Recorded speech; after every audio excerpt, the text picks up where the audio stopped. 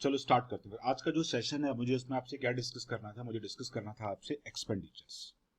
देखो बिजनेस में ना दो चीजें बहुत इंपॉर्टेंट होती हैं, एक तो एक्सपेंडिचर्स और एक इनकम्स। और एक्चुअली अगर आप लॉजिकली सोचो ना तो आपका बिजनेस में मेन काम तो यही है ना, कुछ एक्सपेंडिचर्स होंगे कुछ इनकम होगी। Expenditures means outflow of money,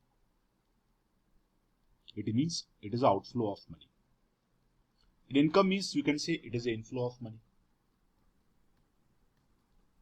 तो आपको अभी आज समझना है कि एक्सपेंडिचर कितने टाइप्स के बिजनेस में होते हैं, क्योंकि अगर आप ये समझ गए यू विल नॉट बिलीव, आपका आधा अकाउंट्स एक्चुअली इसी कॉन्सेप्ट पे चल जाएगा। अभी समझा ना आपको?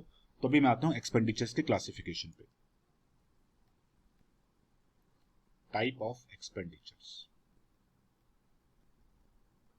एक्सपेंडिचर्स को हम लोग ब्रॉडली दो पार्ट में डिवाइड करते हैं, but still there are three parts for the expenditure. पहला रहेगा आपका कैपिटल एक्सपेंडिचर, और हर चीज को ना एप्लीकेशन बेस्ड समझना जिससे आपको उसको अप्लाई करने में इजी होता है। थ्योरी पार्ट तो ऐसे आप समझ ही जाओगे, वो तो बुक में भी लिखा होगा। दूसरा आपका रहेगा रेवेन्यू एक्सपेंडिचर। एक्चुअली एक्सपेंडिचर्स के ब्रॉडली दो ही क्लासिफिकेशन है, capital and revenue, but there is one more classification, उसको भी मैं डिस्कस करूंगा आपसे आज। Deferred revenue expenditure, deferred revenue expenditure. आज इसको आप अच्छे से समझ लेना, ठीक। पहले मैं आऊंगा capital expenditure. I think expenditure word mind में तो क्लिक दे ही रहा होगा आपको कि हमने कुछ एक्सपेंडिचर्स किए, और यहां पे बात हो रही है बिजनेस की, and please think from the business point of view.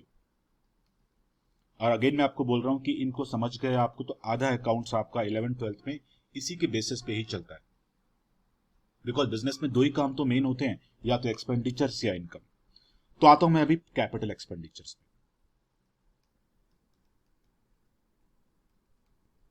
इसकी प्रॉपर्टी से ही आपको इसका डिफरेंस क्लियर हो जाएगा। Capital expenditures are non recurring in nature,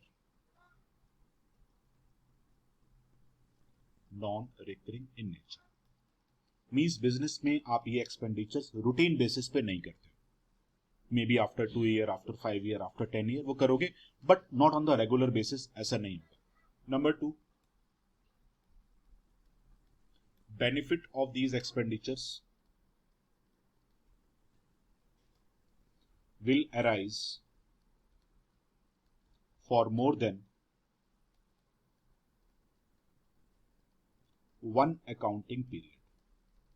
तो इन एक्सपेंडिचर्स का जो बेनिफिट होगा वो आपको मोर than one accounting period means more than 1 year मिलेगा, इन द सिंपल वर्ड्स, क्योंकि इसका बेनिफिट आपको 2 साल 3 साल 5 साल तक मिलेगा इसको, ठीक।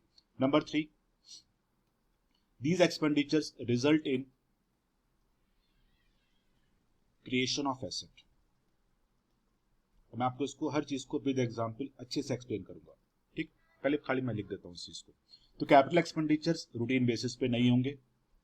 इन एक्सपेंडिचर्स का जो बेनिफिट बिजनेस को मिलेगा वो मिलेगा more than one accounting period तक। Number 3, it results in the creation of asset, ठीक। अभी मैं आता हूं रेवेन्यू एक्सपेंडिचर्स पे। These expenditures are done on the recurring और on the routine basis, recurring और रूटीन बेसिस मींस इन एक्सपेंडिचर्स को आप बिजनेस में बार बार करते हो। नंबर 2, इनका जो बेनिफिट होता है, benefit will be exhausted in one accounting period. तो इनका जो बेनिफिट रहेगा वो एक ही अकाउंटिंग पीरियड में पूरा का पूरा एग्जॉस्ट हो जाएगा, मींस इनका जो बेनिफिट होगा वो कैरी फॉरवर्ड नहीं होता है। And these expenditures, revenue expenditures are used to check profit और लॉस फॉर द बिजनेस।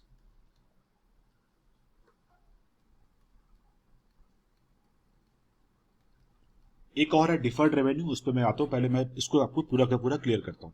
अभी मेरे वर्ड्स को प्लीज बहुत केयरफुली सुना। बिजनेस में आप एक्सपेंडिचर्स बहुत करते हो, एक मशीन परचेस करा वो भी एक एक्सपेंडिचर है, एम्प्लॉय की सैलरी पे करी वो भी एक एक्सपेंडिचर है ना। तो मैंने क्या बोला आपसे, first of all capital expenses आप बिजनेस में रूटीन बेसिस पे नहीं करते हो, बिजनेस में आप इसको बार बार नहीं करोगे। फॉर एग्जाम्पल आपने एक मशीन परचेज किया, बिजनेस में मशीन आप क्या हर साल परचेज करोगे, हर मंथ परचेज करोगे? नहीं करोगे। आपने सपोज अपनी पर्सनल लाइफ में कार परचेज करी, क्या आप कार रोज परचेज करोगे, मंथली बेसिस पे परचेज करोगे या क्वार्टरली बेसिस पे परचेज करोगे? नो। तो इसलिए मैं आपको हर चीज का एक प्रैक्टिकल एग्जांपल दूंगा यहां पे।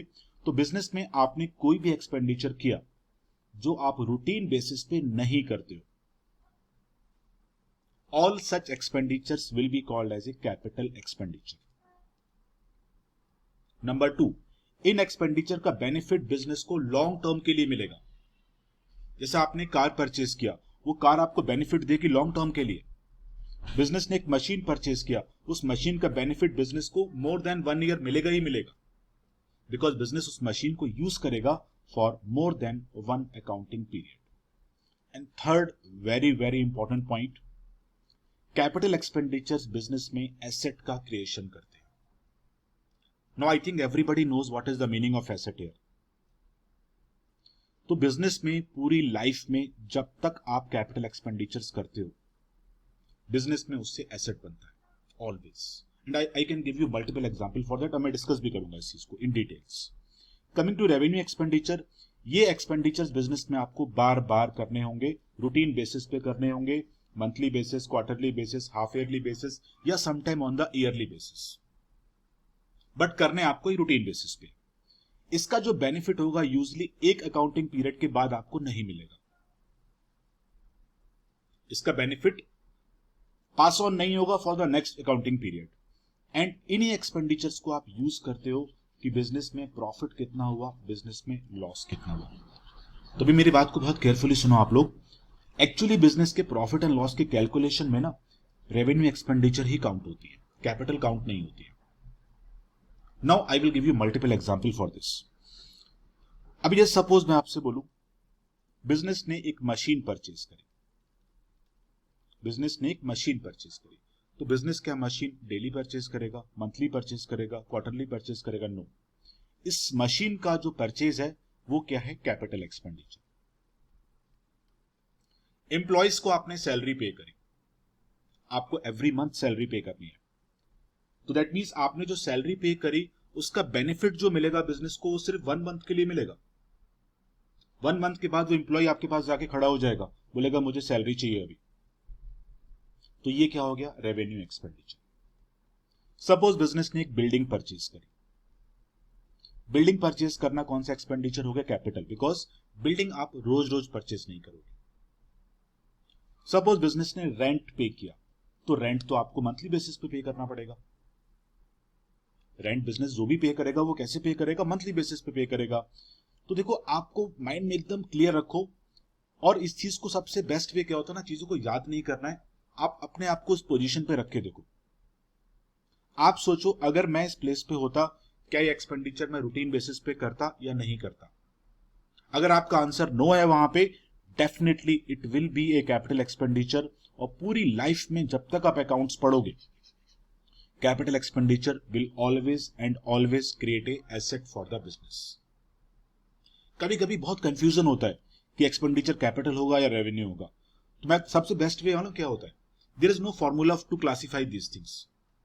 आप अपने आप को इस पोजीशन पे रखो और सोचो, अगर आप इस पोजीशन पे होते, क्या ये एक्सपेंडिचर आप रूटीन बेसिस पे करते या नहीं करते? In fact you will get the reply for this. जैसे सपोज मैं आपसे बोल रहा हूं अभी यहां पे कि purchased A machine, purchased A machine for ₹10 lakh.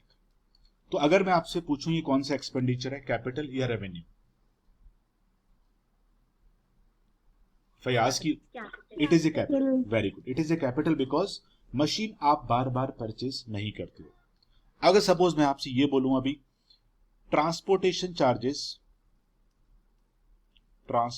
Charges paid on purchase of machine, अभी ये कौन सा एक्सपेंडिचर होगा? कैपिटल या अभी ये रेवेन्यू हो जाएगा, है ना? चलो, very good. Number 3, installation charges paid for machine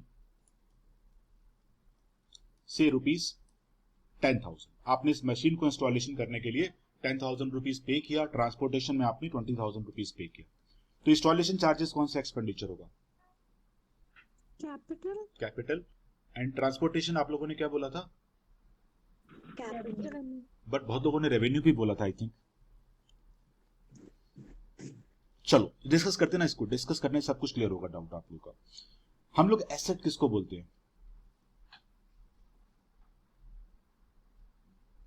Krrish, हाँ बोलो स्मृति, बोलो। जो बिजनेस की स्ट्रेंथ रहती है, बिजनेस की स्ट्रेंथ रहती है, जिससे बिजनेस को बेनिफिट हो, जो बिजनेस के लिए काम करे, वो एसेट है ना बिजनेस का। Yes sir. चलो एक एग्जांपल डिस्कस करेंगे, उससे आपको क्लियर हो जाएगा अभी। सपोज ये मेरा बिजनेस है XYZ लिमिटेड, और मेरा बिजनेस है सपोज पुणे में। अभी सपोज मुझे एक मशीन परचेज करनी है, और वो मुझे मशीन सपोज से फॉर एग्जांपल दिल्ली से परचेज करनी है, ठीक है। तो यहां पर कोई सप्लायर होगा, मैंने इसको मशीन का ऑर्डर दिया, सपोज मशीन थी 10 लाख रुपीस की, और मैंने इसको 10 लाख रुपीस दे भी दिए। मशीन परचेज कर ली मैंने। परचेज करने के बाद ये मशीन अभी दिल्ली में ही है, तो सोच के बताओ ये मशीन अभी दिल्ली में पड़ी है, क्या ये मेरे लिए एसेट है अभी? क्या? No sir. नो, बिकॉज ये मेरे लिए काम नहीं कर रही है मशीन अभी, it is not working for me. सोचो ना, आप खुद सोचो, आपने एक कार परचेज करी, वो कार शोरूम में रखी है अभी, आपने उसका रजिस्ट्रेशन नहीं किया, क्या वो आपके लिए एसेट है? नहीं sir. No, because it can not work for you. तो आपने एक मशीन परचेज करी, वो मशीन अभी दिल्ली के गोडाउन में रखी हुई है, it is not a asset for you, because now this machine can not work for you. अभी आपने क्या किया, इसको ट्रांसपोर्ट किया फ्रॉम दिल्ली टू पुणे, और आपने इसके लिए सपोज 20,000 रुपीज पे कर दिए। तो ये ट्रांसपोर्टेशन चार्जेस क्या आप बार बार पे करोगे इस मशीन के? No, only once. ट्रांसपोर्टेशन एक ही बार पे करोगे ना। तो that means in this case this transportation charges will also be capital expenditure, because machine का ट्रांसपोर्टेशन तो एक ही बार होगा। तो अभी आप सोचो, आपने ट्रांसपोर्टेशन कर दिया, क्या ये अभी एसेट है आपके लिए? नो। अभी आपने इसको इंस्टॉलेशन भी तो करना है, अभी आपने इसका इंस्टॉलेशन करना है। Suppose for installation you have paid ₹10,000, तो मशीन का जो इंस्टॉलेशन होगा वो कितनी बार होगा? बार बार होगा या एक ही बार होगा? ओनली वंस, ओनली वंस ही होगा ना। तो अभी आप देखो, जो मशीन है, एक्चुअली मशीन का प्राइस आपका 10 लाख रुपीस नहीं है। मशीन का प्राइस अभी यहां पर कितना हो गया? 10,30,000 रुपीस हो गया। This is the price of machine now. आप खुद सोचो, देखो, बिना ट्रांसपोर्टेशन चार्ज पे किए आप मशीन को यूज नहीं कर सकते, बिना इंस्टॉलेशन पे किए आप मशीन को यूज नहीं कर सकते। तो that means what I means to say you कि जो भी आपने कैपिटल एक्सपेंडिचर्स किए, ऑल कैपिटल एक्सपेंडिचर्स आपके लिए क्या बनाएंगे? एसेट बनाएंगे। तो देखो, ट्रांसपोर्टेशन चार्जेस सुनने में ऐसा साउंड करता है कि it is a revenue expenditure, but in this case it becomes a capital expenditure. और इसका आपके पास एक लाइव एग्जांपल है। आप एक कार के शोरूम में जाते है ना, आप एक कार के शोरूम में चले गए, तो आई थिंक आप सभी लोगों ने उसका प्राइस का मेन्यू कार्ड देखा होगा, कैटलॉग कार्ड वगैरह। उसमें देखो क्या होता है, उसमें पहले होता है एक्स शोरूम प्राइस। आप लोगों ने देखा होगा इस चीज को। पहले क्या मिलेगा आपको? Ex showroom price. क्या एक्स शोरूम प्राइस पे करने से आपको कार मिल जाएगी? नहीं सर। नहीं मिलेगी। आपको इसके लिए रजिस्ट्रेशन चार्जेस पे करना पड़ेगा, कुछ टैक्सेस पे करने पड़ेंगे, कुछ आरटीओ चार्जेस पे करना पड़ेगा, कुछ इंश्योरेंस चार्जेस पे करना पड़ेगा, तभी तो कार मिलेगी आपको। तो हम लोग तो on road price he count करते हैं ना, बिकॉज ऑन रोड प्राइस जो है आपका, वो आपके लिए कार का वैल्यू है। तो same goes with the machine also. आपने 10 लाख का मशीन परचेज किया, जब तक आप उसका ट्रांसपोर्टेशन पे नहीं करोगे, जब तक आप उसका इंस्टॉलेशन पे नहीं करोगे, this machine can not work for you. तो अगर मैं यहां पर यह बोलूं कि मशीन का वैल्यू 10 लाख रुपीस है, it is a wrong statement. Machine का वैल्यू यहां पे 10 लाख नहीं था, मशीन का वैल्यू यहां पे 10,30,000 रुपीस था। Because all these transportation, all these installation, these all are capital expenditure in this case, and please understand this point, कोई भी कैपिटल एक्सपेंडिचर अगर कर रहे हो आप तो वो आपके लिए एसेट बनाएगा हमेशा पूरी लाइफ में। और ये चीज आपको एनालाइज करनी है। यहां पर कोई फॉर्मूला नहीं है इस चीज का। मैं आपको वही चीज बोलता हूं, मैं कैसे जज करता हूं, मैं अपने आप को उस पोजीशन पे प्लेस करता हूं, फिर मैं चेक करता हूं कि एक्सपेंडिचर कैपिटल होगा या रेवेन्यू होगा। और इनफैक्ट आपको भी ऐसा ही करना है पूरी लाइफ में। अपने आप को उस पोजीशन पे प्लेस कर दो, then you will get the right answer. चलो एक और डिस्कस करेंगे एग्जाम्पल। अभी सपोज मैं आपसे बोलूं कि परचेज गुड्स से worth rupees 1 lakh. I think now everybody knows what is the difference between goods and asset. फिर भी कोई डाउट है किसी को तो प्लीज मुझे बताओ गुड्स और एसेट के डिफरेंस में। आई होप क्लियर होगा सभी को। Goods are the हाँ प्लीज things बोलो। they sell. Goods are Like in a shop, goods are the things that they have to sell, very good. and assets are the things that they use for themselves. Okay, basically goods are meant for resale purpose whereas assets are not meant for resale purpose. तो suppose जैसे मैंने कई बार example दिया है आपको, if you visit a furniture showroom तो furniture showroom में furniture is a goods, whereas वहां पर जो बिलिंग काउंटर है, जो लैपटॉप रखा है बिलिंग पर्पस के लिए, that is a asset to them. ठीक है ना। तो अगर मैं आपसे बोलूं परचेज गुड्स तो मुझे बताना सोच के ये कौन सा एक्सपेंडिचर होगा, रेवेन्यू या capital? Sir revenue. Very good, it is a revenue expenditure because हमारे बिजनेस का काम ही है गुड्स को परचेज करके सेल करना। यही तो हमारे बिजनेस का मेन काम है। तो we keep on purchasing the goods, it will be a revenue expenditure. Suppose मैं आपसे यहां पे ये बोलूं अभी transportation charges paid for goods, अभी ये कौन सा एक्सपेंडिचर होगा, रेवेन्यू या capital? Transportation charges paid for goods. Sir revenue. Very good, it is a revenue still.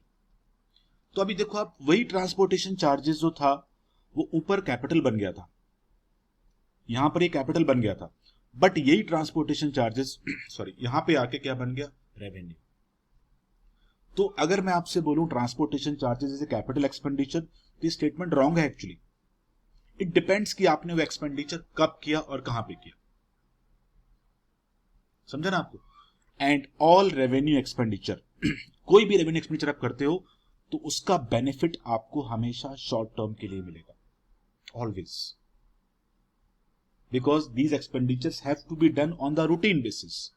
जैसे मैं आपसे बोल दू यहां पे, सपोज आपने सैलरी पे किया एम्प्लॉय का, आपने अपने ऑफिस का रेंट पे किया, इलेक्ट्रिसिटी का बिल आपने पे किया, तो इन सब एक्सपेंडिचर का बेनिफिट आपको 2 या 3 मंथ्स के लिए ही मिलता है। डिपेंड्स आपने कितने मंथ का सैलरी पे किया। सपोज आपके पास कुछ इंप्लॉइज है, आपने उसको 1 मंथ का सैलरी पे किया, तो 1 मंथ के बाद वो आपके पास आके फिर से खड़ा हो जाएगा कि मुझे सैलरी चाहिए। तो ये सब एक्सपेंडिचर बिजनेस में क्या होते हैं, revenue. Now come to the point, revenue expenditure ही आपके बिजनेस के प्रॉफिट एंड लॉस को डिसाइड करते हैं। इस चीज को बहुत बहुत इंपॉर्टेंट पॉइंट है ये। तो जब भी हम बात करेंगे ना बिजनेस के प्रॉफिट कितना हो रहा है, बिजनेस में लॉस कितना हो रहा है, तो आपके कैपिटल एक्सपेंडिचर लॉस प्रॉफिट में पार्टिसिपेट नहीं करते, बिकॉज उन चीजों को तो आप लॉन्ग टर्म के लिए यूज करोगे ना। जैसे सपोज से फॉर एग्जांपल मैं आपसे बोलूं कि मैंने सपोज 1 करोड़ की एक मशीन परचेज करी, I know it is a capital expenditure, तो क्या मैं ये बोल सकता हूं कि मेरा इतना लॉस हो गया? नो, क्योंकि इसका बेनिफिट तो मुझे आने वाले 20 साल तक मिलेगा ना। Yes sir. Capital expenditure business के प्रॉफिट एंड लॉस को डिसाइड नहीं करते। These are the revenue expenditure which describes कि बिजनेस में आपके लिए प्रॉफिट कितना हो रहा है या लॉस कितना हो रहा है। और इस चीज को आप आगे पूरा फॉर्मेट वाइज पढ़ोगे भी पूरा। अभी मुझे बताओ कैपिटल और रेवेन्यू एक्सपेंडिचर में किसको कहां पे डाउट है, क्योंकि अभी मालूम आपको इसकी इंपॉर्टेंस आगे फील होगी। हाँ प्लीज बोलो, क्या बोल रहे थे? Can you explain revenue expenditure again? Definitely I will explain again. देखो revenue expenses are those expenses जो बिजनेस में आप रूटीन बेसिस मींस बार बार करोगे, जैसे एम्प्लॉयज की सैलरी पे करना, रेंट पे करना, इलेक्ट्रिसिटी बिल, गुड्स परचेज करना। तो कोई भी ऐसा expenditure, there may be an number of expenditure for this. इनका जो बेनिफिट होगा वो 1 ईयर में एग्जॉस्ट हो जाएगा, और हो सकता है 1 मंथ में एग्जॉस्ट हो जाए। जैसे मैंने आपको एग्जाम्पल दिया कि आपने सपोज आपने यहाँ पे एम्प्लॉयज की सैलरी की मैंने एग्जांपल दिया आपको, आपने एम्प्लॉयज का सैलरी पे किया। एम्प्लॉयज का सैलरी पे करने का बेनिफिट आपको कितना मिलेगा? 1 मंथ का। रेंट आपने पे किया, बेनिफिट कितना मिलेगा? 1 मंथ का। इलेक्ट्रिसिटी बिल आपने पे किया, बेनिफिट कितना मिलेगा? 1 मंथ का। तो इनका बेनिफिट एक अकाउंटिंग पीरियड क्रॉस नहीं कर पाता है। और बिजनेस में ये एक्सपेंडिचर आपके लिए कभी भी एसेट नहीं बनाएंगे, इतना श्योर। ये एक्सपेंडिचर आपके लिए कभी भी एसेट का क्रिएशन नहीं करते हैं, ठीक है ना। और एसेट का क्रिएशन अगर नहीं करेंगे तो इनका यूज क्या रहा? These expenditures will be used to check profit and loss for the business.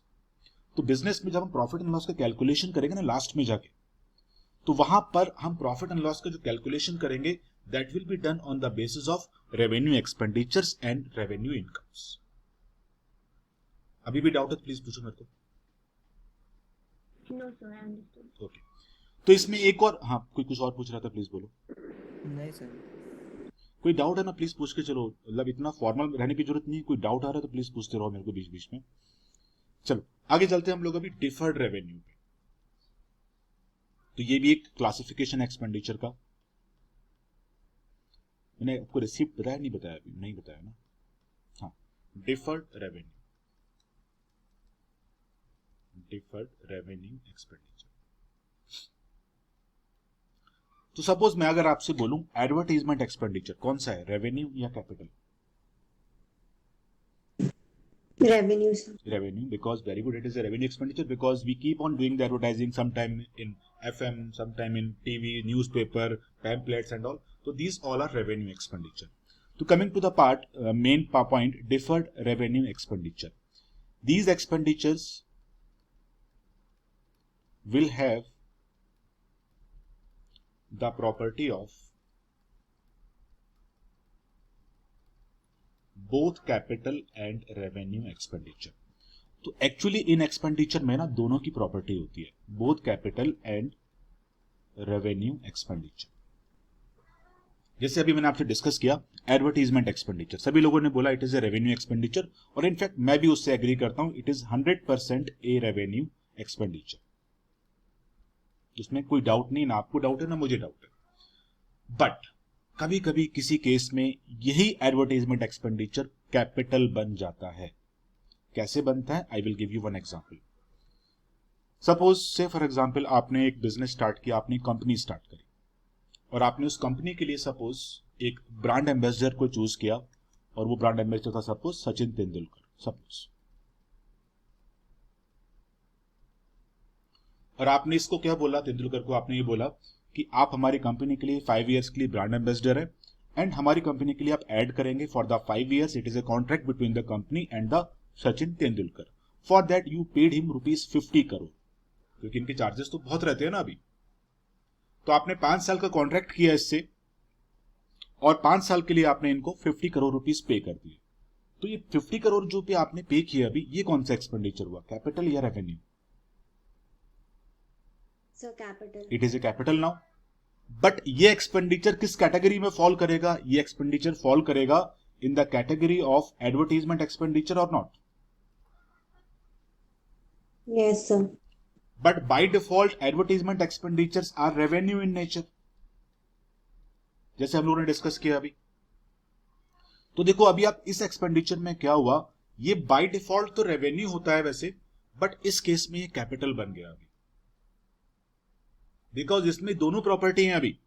Because by default it is advertisement expenditure, but in this case this advertisement expenditure becomes the capital expenditure, और इसका benefit आपको long term के लिए मिल रहा है।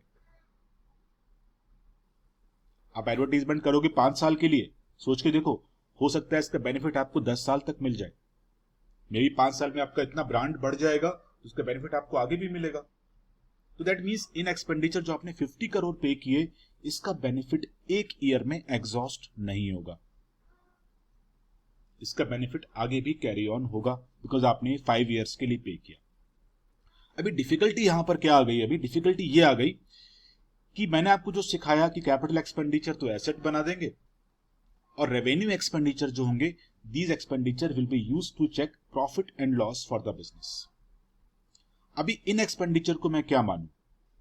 Asset मान लूं या फिर मैं इसको प्रॉफिट एंड लॉस के कैलकुलेशन में काउंट करूं, तो वहां पर ये डिफिकल्टी आती है। तो ऐसे केसेस में हम लोग करते क्या, जैसे सपोज मैं आपसे बोलूं कि आपने सपोज 1 अप्रैल 2011 को 50 करोड़ रुपीस पे किया, ठीक, और ये आपने पे किया 5 इयर्स के लिए। मींस 5 इयर्स के लिए वो सेलिब्रिटी आपके लिए, कंपनी के लिए ऐड करेगा, he is a brand ambassador for you, और आपकी कंपनी के लिए पूरा एडवर्टाइजमेंट वगैरह वो करेगा। अभी आपने ये पे किया 5 इयर्स के लिए, बट अगर आप लॉजिकली सोचो तो it is a capital expenditure, because इसका बेनिफिट आपको 5 साल तक मिलने वाला है, और may be more than that also. तो कंपनी यहां पे करती क्या है, देखो अभी कंपनी करेगी क्या, इसको 5 पार्ट में स्प्लिट कर देगी। जैसे आपका ये जो फाइनेंशियल ईयर होगा वो रहेगा 1 अप्रैल 2011 से लेकर 31 मार्च 2012, ये आपका हो गया फर्स्ट ईयर। सेकेंड ईयर क्या होगा, it will B from 1 April 2012 and ये एंड होगा जाके 31 मार्च 2013 के लिए। थर्ड ईयर जो होगा, it will start from 1 April 13 and it will ends on 31 March 14। Fourth year जो रहेगा आपका, it will be from 1 April 14 and it will ends on 31st March 15, and जो फाइनल ईयर आपका रहेगा, it will be from 1 April 15 and it will ends on 31st March 16। ठीक, तो मैंने यहाँ पे क्या करा, आपने 50 करोड़ रुपीस पे किए 5 साल के लिए, इनका बेनिफिट आपको 5 साल तक मिलेगा। तो एज वी हैव डिस्कस्ड, इसमें प्रॉपर्टी दोनों एक्सपेंडिचर्स की है, कैपिटल की भी है, रेवेन्यू की भी है। तो कंपनी देखो कैसे शो करेगी, तो कंपनी करती क्या है, इसको इंफॉर्मेशन को ब्रेक डाउन करती है। अभी 10 करोड़ जो रहेगा, हर साल का 10 करोड़ बन रहा है ना, यहां पे अभी 10 करोड़ इस साल का, 10 करोड़ इस साल का, 10 करोड़ इस साल का। मैंने एक्सपेंसेस को ब्रेक कर दिया, मैंने एक्सपेंसेस को क्या किया, ब्रेक कर दिया। तो अगर आप 50 करोड़ को 5 पार्ट में ब्रेक करते हो तो each part will be for 10 crore. But यहां पे डिफिकल्टी अभी खत्म नहीं हो रही है, आपने 50 करोड़ पे कर चुके हो, आगे आपने इन 50 करोड़ को पे भी कर दिया। तो कंपनी कैसे शो करेगी, देखो 10 करोड़ का बेनिफिट तो आपको इसी साल मिल गया, रिमेनिंग 40 करोड़ जो बच गए उसका बेनिफिट आपको अगले 4 इयर्स में मिलेगा। इस साल तो मिल गया आपको 10 करोड़ का बेनिफिट। तो कंपनी करती क्या है, इस 10 करोड़ को रेवेन्यू मान लेगी और रिमेनिंग 40 करोड़ को कैपिटल मान लेगी, एक्सपेंडिचर्स। तो ये जो 10 करोड़ के आपने रेवेन्यू ट्रीट किए, इसको तो आप इस साल यूज करके खत्म कर दोगे, और रिमेनिंग जो बचे 40 करोड़ उसका बेनिफिट आपको नेक्स्ट 4 इयर्स में मिलेगा। फिर आप जब नेक्स्ट ईयर में गए तो आपने इस 40 में से 10 को रेवेन्यू मान लिया, और जो रिमेनिंग 30 करोड़ बचे इसका बेनिफिट आपको कब मिलेगा, फॉर द नेक्स्ट 3 इयर्स। फिर आप अगले ईयर में गए तो आपने इस 30 में से 10 को रेवेन्यू मान लिया, और जो रिमेनिंग बचा 20 करोड़ इसका बेनिफिट कब मिलेगा आपको, फॉर द नेक्स्ट 2 इयर्स। फिर आपने नेक्स्ट ईयर भी सेम काम किया, इस 20 में से आपने 10 को रेवेन्यू ट्रीट कर दिया, और जो रिमेनिंग 10 बचा कैपिटल, इसका बेनिफिट कब मिलेगा, नेक्स्ट ईयर। और नेक्स्ट ईयर में जाकर ये फिर से रेवेन्यू बन गया। तो इन दिस वे आप इन एक्सपेंसेस का ट्रीटमेंट अकाउंट्स में करते हो। आप लोगों को समझ में आया ये चीज? Yes, sir. So can you please explain? हाँ, मैं दोबारा मैं इसलिए पूछ रहा हूँ आप लोगों को, आई थिंक मुझे लग रहा है काफी लोगों को समझ में नहीं आया शायद। किस किस को समझ में नहीं आया? Me. नित्या समझ में नहीं आया ना, और किसको समझ में नहीं आया? स्टेफी क्लियर हुआ आपको? Yes, sir.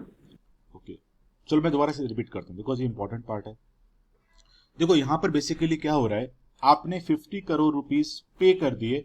कब पे कर दिए? आपने पे किए 1 अप्रैल 2011, और ये जो आपने 50 करोड़ पे किए ये आपने पे किए फॉर द 5 इयर्स, ठीक है ना। तो अभी मैं यहाँ पे कर क्या रहा हूं, देखो मैंने यहाँ पे ना 50 को 5 पार्ट में ब्रेक डाउन कर दिया, 10 10 10 10। तो मतलब हर साल का 10 करोड़ रुपीस का एक्सपेंडिचर हो रहा है मेरा। लॉजिकली अगर आप सोचो तो 50 आपने जो 50 करोड़ रुपीस पे किए that is for 5 years, means आपका हर साल 10 करोड़ का एक्सपेंडिचर होना है। बट यहां पर डिफिकल्टी क्या है कि आपने 50 करोड़ रुपीस एडवांस में पे कर दिए उसको, आपने 50 करोड़ रुपीस एडवांस में पे कर दिए हैं। तो कंपनी करती क्या है, अभी 10 करोड़ का बेनिफिट तो आपको पहले साल ही मिल गया, बट 40 करोड़ तो अभी भी बचे हुए हैं ना, तो इस 40 करोड़ का बेनिफिट आपको नेक्स्ट ईयर मिलेगा जाके। तो इस 40 में से 10 का बेनिफिट नेक्स्ट ईयर मिल गया, बट अभी भी 30 बच गए। इस 30 में से 10 का बेनिफिट नेक्स्ट ईयर मिला, फिर 20 बच गए। अगेन आउट ऑफ 20 10 का बेनिफिट आपको नेक्स्ट ईयर मिलेगा, फिर 10 बचेगा, और फिर इस 10 का बेनिफिट आप नेक्स्ट ईयर लेके, इन दिस वे आप इन एक्सपेंसेस को राइट ऑफ करते हो। नित्या समझ में है आपको भी? Yes, sir. अभी भी कोई डाउट है प्लीज पूछो किसी को। तो ये तो आपका हो गया एक्सपेंसेस का classification. Again we will do a quick recap. तो देखो, चीजों को मेमोराइज मत करो, समझो, because accounts you will not believe, आगे जाके ना एक्सपेंडिचर आपको क्लासिफाई करना अगर आती है माइंड में, तो आपका अकाउंट्स आगे बहुत ईजी हो जाएगा, बहुत ज्यादा ईजी हो जाएगा। क्यों? Because capital expenditure you know पूरी लाइफ में जब तक आप अकाउंट्स पढ़ोगे, ये बिजनेस के लिए एसेट ही बनाएंगे कभी भी। रेवेन्यू एक्सपेंडिचर बिजनेस में आप जो भी करते हो, तो वो आपके लिए हमेशा प्रॉफिट एंड लॉस को डिसाइड करेंगे। कैपिटल एक्सपेंडिचर के बेसिस पे हम लोग प्रॉफिट एंड लॉस नहीं निकालते हैं बिजनेस का, it is done on the revenue expenditure basis, ठीक है ना। और डिफर्ड रेवेन्यू दोनों की प्रॉपर्टी रहेगी, उसमें कैपिटल भी रहेगा, रेवेन्यू भी रहेगा। उसको हमने अभी सीखा भी कि इन दिस वे आप किस वे में उसको कैपिटल और रेवेन्यू ट्रीट करोगे। चलो कुछ एग्जांपल और डिस्कस करते हैं यहाँ पे। अभी सपोज आप लोगों ने, आपके पास सपोज एक कार है, आपने उस कार का सर्विसिंग किया, कार का आपने सर्विसिंग किया, वो कौन सा एक्सपेंडिचर होगा, रेवेन्यू या कैपिटल? रेवेन्यू। सपोज आपने कार का इंजन चेंज कर दिया, वो कौन सा एक्सपेंडिचर होगा? कैपिटल। सपोज कार में आपने अपने कार में सीएनजी किट फिट करवा दी, कौन सा एक्सपेंडिचर हो गया? कैपिटल। तो इन दिस वे एनालाइज करो। इनफैक्ट मालूम है, मैं तो ऐसे ही एनालाइज करता हूँ, क्योंकि इसका कोई फॉर्मूला नहीं है कि ये कैपिटल होगा ये रेवेन्यू होगा। जैसे आप लोगों ने देखा अभी, ट्रांसपोर्टेशन चार्जेस एक जगह कैपिटल थे और एक जगह रेवेन्यू थे, तो यहां पर कोई फॉर्मूला नहीं है कि वो ये कैपिटल रहेगा ये रेवेन्यू रहेगा। It totally depends upon the nature of business, it totally depends upon the nature of transaction. जैसे मैंने आपको बोला कि आपने कार परचेज किया, तो कौन सा एक्सपेंडिचर हुआ? कैपिटल। अभी सोचो, आप वही कार अगर एक डीलर परचेज करता है फैक्ट्री से, तो वो कौन सा एक्सपेंडिचर हो गया? वो रेवेन्यू हो गया। दैट मीन्स अगर मैं ये बोल दूं आपसे कि purchase of car is a capital expenditure, then it is wrong, because it depends कि आपके बिजनेस का नेचर क्या है। तो आपको इन दिस वे क्लासिफाई करना सीखना, और बेस्ट वे तो मैं आप बच्चों को वही बोलता हूं कि आप अपने आप को उस पोजीशन पे रखो, then you will get the right answer for that. आप सोचो मेरा बिजनेस है ये, तो अगर आप इस बिजनेस के ओनर होते तो आप उस केस में क्या करते? डेफिनेटली आपको एकदम राइट रिप्लाई मिलता है वहां पे, ठीक। तो ये तो आपका हो गया एक्सपेंडिचर क्लासिफिकेशन। नेक्स्ट है इनकम्स का क्लासिफिकेशन, ये भी बहुत इंपॉर्टेंट है। इनकम, और यू कैन से इनकम नहीं बोलूंगा मैं, एक्चुअली इसको रिसिप्ट वर्ड यूज करता हूं यहाँ पे, बिकॉज इनकम थोड़ा सा नैरो वर्ड हो जाता है। रिसिप्ट, रिसिप्ट को हम लोग सिर्फ दो पार्ट में डिवाइड करेंगे। One is capital receipt, one is what? Capital receipt, and one is revenue receipt. Now again listen very very carefully, because ये सब फाउंडेशन अकाउंट्स के बहुत स्ट्रॉन्ग करने हैं आपको। जहां पर भी कैपिटल वर्ड लग गया, चाहे वो एक्सपेंडिचर हो चाहे वो रिसिप्ट हो, चाहे वो एक्सपेंडिचर हो चाहे वो रिसिप्ट हो, it will B non recurring in nature. तो नॉन रिकरिंग रिसिप्ट,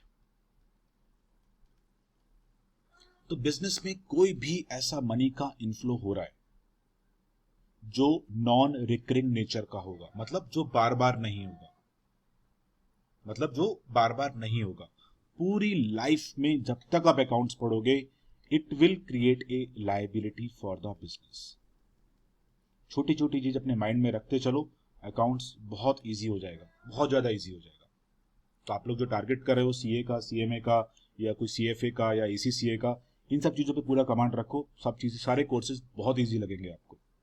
तो कैपिटल रिसिप्ट अगर आप बिजनेस में बात करूं, तो these receipts are non recurring in nature. Means ये रिसिप्ट आपको बिजनेस में बार बार नहीं होती है। ये रिसिप्ट आप साल में 3-4 साल में एक बार होगी, ऐसा कुछ रिसिप्ट होंगे ये। तो ये रिसिप्ट पूरी लाइफ में जब तक आप अकाउंट्स पढ़ोगे, it will create a liability for the business.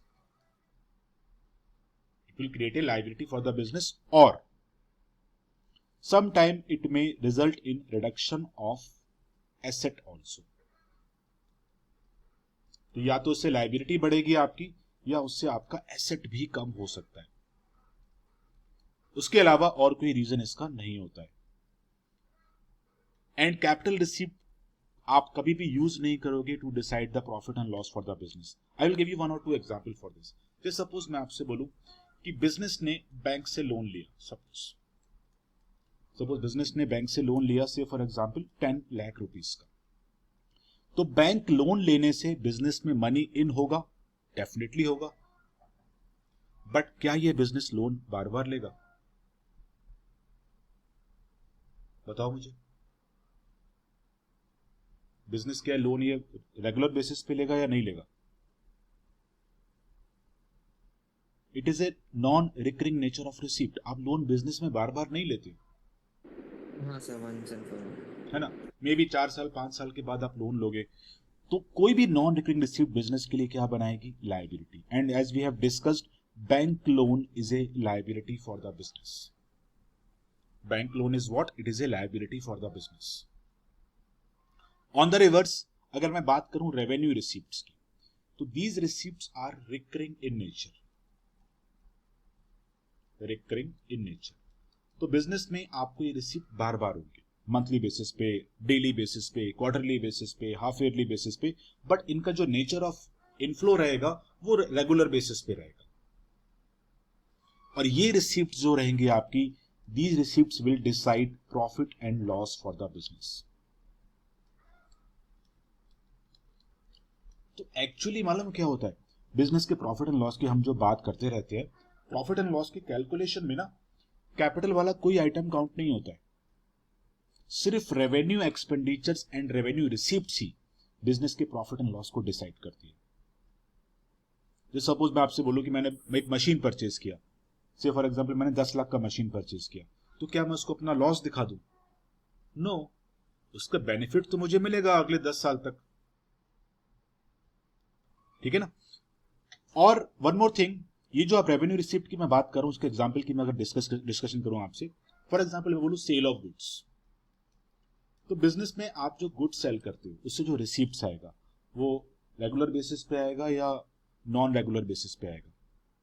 जो भी इनफ्लो रेगुलर बेसिस पे, वेरी गुड, तो it will be a revenue receipt. Suppose for example मैं आपसे बोलूं कि interest received from bank, suppose आपने कुछ बैंक में मनी डिपॉजिट किया था, तो on that deposit you have received some interest from the bank. तो जो इंटरेस्ट आपको रिसीव हो रहा है, ये कौन सा रिसीप्ट होगा, कैपिटल या रेवेन्यू? सपोज आपने बैंक में कुछ मनी डिपॉजिट किया था, तो on that deposit you are getting some interest from the bank, that interest will be a revenue receipt और capital receipt? Revenue. It will be revenue, because bank आपको monthly basis, quarterly basis पे उसका interest पे करेगा। तो again मैं यहां पे आपको वही चीज बोलने वाला हूं कि there is no such formula to decide कि कौन सा रिसीप्ट कैपिटल है, कौन सा रेवेन्यू है। And same thing for expenditures also, समझे ना आपको? It depends upon your nature of business. तो सबसे बेस्ट वे तो मैं आपको बार बार वही बोल रहा हूं कि अपने आप को उस पोजीशन पे रख दो, you will get the answer for that. जैसे मैंने आपसे बोला बैंक लोन, बैंक लोन आपने लिया, बैंक लोन आप रोज डेली बेसिस पे, मंथली बेसिस पे नहीं लेते हो, तो उसमें आपके पास जो भी इनफ्लो हो रहा है वो कौन सा है? नॉन रिकरिंग नेचर का इनफ्लो हुआ। एंड कोई भी inflow if it is of non recurring in nature, तो that will be considered as what? Capital receipt. And पूरी लाइफ में जब तक आप अकाउंट्स पढ़ोगे, या तो उससे लायबिलिटी बनेगी या उससे आपका एसेट कम हो जाएगा। फॉर एग्जाम्पल जैसे मैं आपसे बोलूं, मशीन सोल्ड फॉर ₹5 लाख, आपने अपने बिजनेस की एक मशीन सेल करी, तो बिजनेस की मशीन सेल करने से मनी का इनफ्लो होगा या नहीं होगा? बिजनेस की मशीन सेल करने से मनी का इनफ्लो होगा या नहीं होगा? होगा। बट ये इनफ्लो, वेरी गुड, ये इनफ्लो रूटीन बेसिस पे होगा या नहीं होगा? नहीं होगा। नहीं होगा, वेरी गुड, नहीं होगा ना, बिकॉज मशीन तो आपके पास एक ही है, उसको आपने सेल कर दिया। तो देखो मैंने क्या बोला आपसे, कैपिटल रिसीप्ट से या तो आपकी लायबिलिटी बढ़ जाएगी या आपके एसेट कम हो जाएंगे। तो देखो आपने मशीन सेल किया, मशीन सेल करने से क्या हो रहा है, एसेट आपके फॉल हो रहे हैं, और बैंक लोन लेने से क्या हो रहा है, लायबिलिटी आपकी बढ़ रही है। तो दैट मींस कैपिटल एक्सपेंडिचर हो या कैपिटल रिसीप्ट हो, इसका आपके प्रॉफिट एंड लॉस से कोई लेना देना नहीं है। इसका जो मेन कंसर्न है वो है सिर्फ एसेट और लायबिलिटीज। प्रॉफिट एंड लॉस के कैलकुलेशन में सिर्फ और सिर्फ रेवेन्यू नेचर के आइटम्स ही आपको काउंट करने होते हैं। तो ये आपका क्लासिफिकेशन हुआ for the expenditures and for the receipts. अभी मुझे बताओ किसको कहां पे क्या डाउट है? हाँ प्लीज बोलो ना। सर वो वापस कैपिटल रिसीप्ट और रेवेन्यू रिसीप्ट करोगे? हाँ बिल्कुल करेंगे, क्यों नहीं करेंगे। फिर से मैं रिपीट कर देता हूं एक बार। देखो कैपिटल, संदेश कैपिटल वर्ड जहां पर भी लग जाता है ना, कैपिटल का मतलब क्या होता है, non recurring, non recurring receipt. यहां पे बात हो रही है receipt means inflow of money, receipt means inflow of money. तो बिजनेस में कोई भी ऐसा मनी का इनफ्लो हो रहा है जो नॉन रिकरिंग बेसिस पे होगा, मींस जो बार बार आपको नहीं होगा, उसको हम लोग क्या बोलते हैं, कैपिटल रिसीप्ट। बिजनेस में either it will increase the liability, जैसे मैंने आपको एग्जांपल दिया कि बिजनेस में सपोज बैंक से लोन लिया, बैंक से लोन लेने में बिजनेस के पास मनी तो आएगा, उसमें कोई डाउट नहीं है, बट वो मनी आपके पास रूटीन बेसिस पे तो नहीं आएगा ना।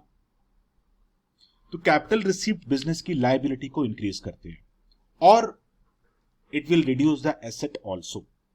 या तो लायबिलिटी बढ़ेगी या एसेट कम हो जाएगा। मैंने आपको एक और एग्जांपल दिया कि सपोज आपने मशीन को सेल किया, तो मशीन को सेल करने पे भी तो मनी आएगा ना मेरे पास, और ये भी जो रिसीप्ट है मनी का वो नॉन रिकरिंग बेसिस का है, बिकॉज मशीन आप बार बार सेल नहीं करते हो। ये सपोज आपने अपनी एक पर्सनल कार को सेल किया, तो कार तो आप एक ही बार सेल करोगे ना, जो मनी आएगा वो एक ही बार आएगा, क्योंकि आपका बिजनेस नहीं है कार को सेल करने का। तो कार को अगर आपने सेल किया तो आपके एसेट तो कम हो गए ना।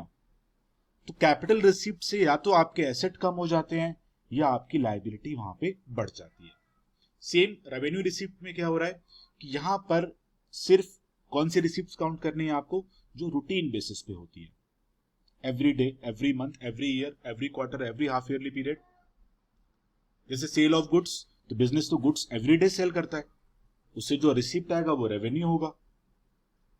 आपको कुछ इंटरेस्ट रिसीव हुआ बैंक से, it is also revenue in nature, and these receipts will be the deciding factor for the calculation of profit and loss.